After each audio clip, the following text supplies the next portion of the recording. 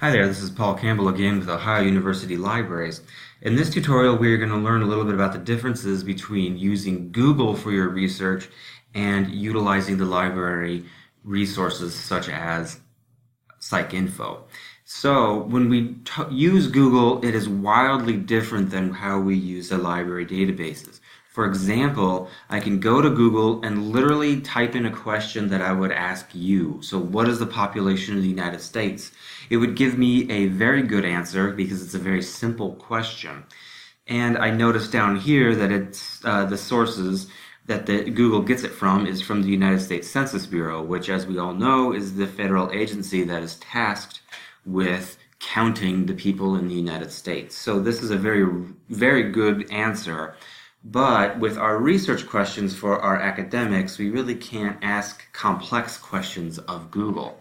So what we need to do is go back to the library's webpage and not go to Articles Plus or Alice Catalog, but go to Databases, type in the word Psych for PsychINFO, and it's going to search for it. Or if you can't remember, you can always just go down to Browse by Subject and click into Psychology.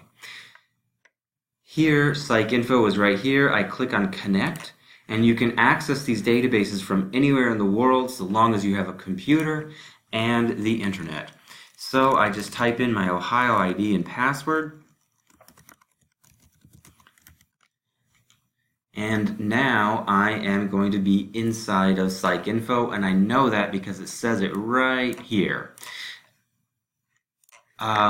Now this is broken up into 3 different text boxes that are, I need to break up my research questions. So let me bring over here to, if this is my research question here, how do college students make decisions about future careers?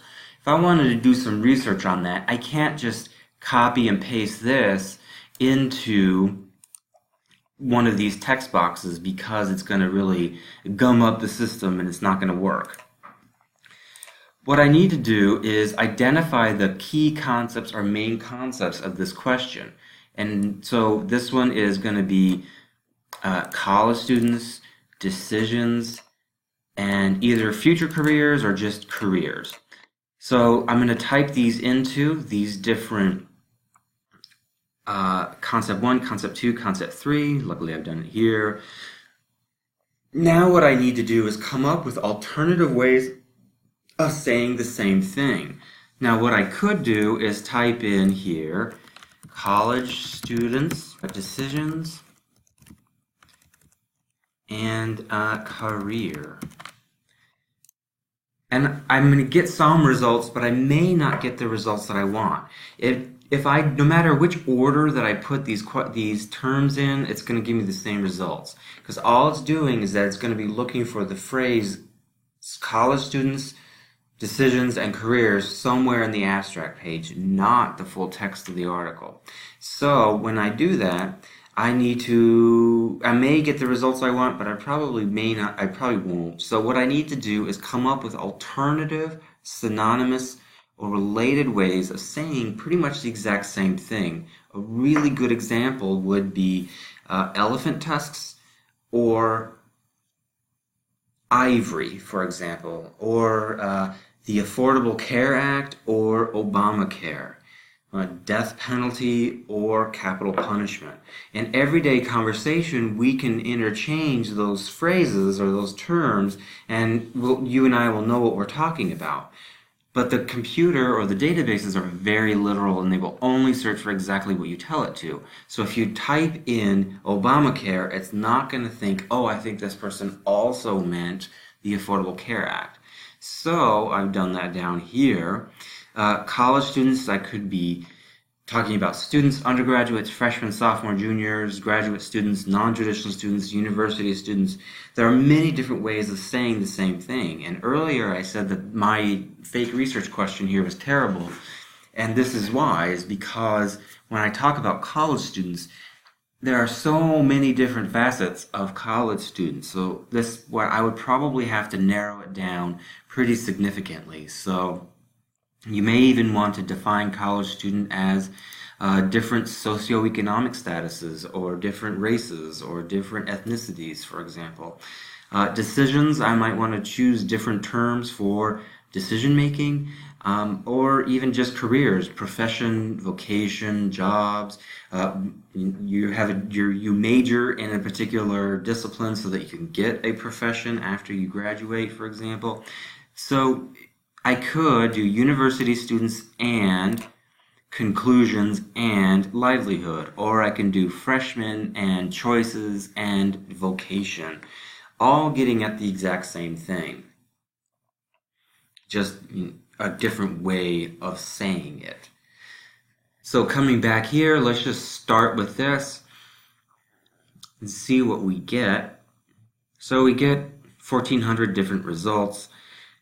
I really encourage students to pay attention to the language that the database uses. Sometimes when I'm doing my research, I think that I have the perfect word choice, but then the database calls it something different. So just pay attention to it. If I clicked into this article here, this is called the abstract page. It conveniently has the abstract of this article. This article is about 5 pages long, 5 or 6 pages long, and it's very complex reading because it's an academic thing. But always pay attention to the abstract before you actually select the article for your research, because this will give you a very good idea of what this article is about. When you're on this page, I really encourage students to look at the subjects here. So career development or decision making might be better terms to utilize up here instead of the words that we have selected. You can click here for cite to cite this. Since you're psychology students, you'll be using APA, American Psychological Association. You can copy and paste this into your works cited list. Just pay attention to the format to make sure that it is correct. For example, this one, the Chinese Journal of Clinical Psychology, the O of should be lowercase. But other than that, this particular one looks good. Sometimes they have, the title of it incorrectly, but this title looks correct. It should be in sentence form.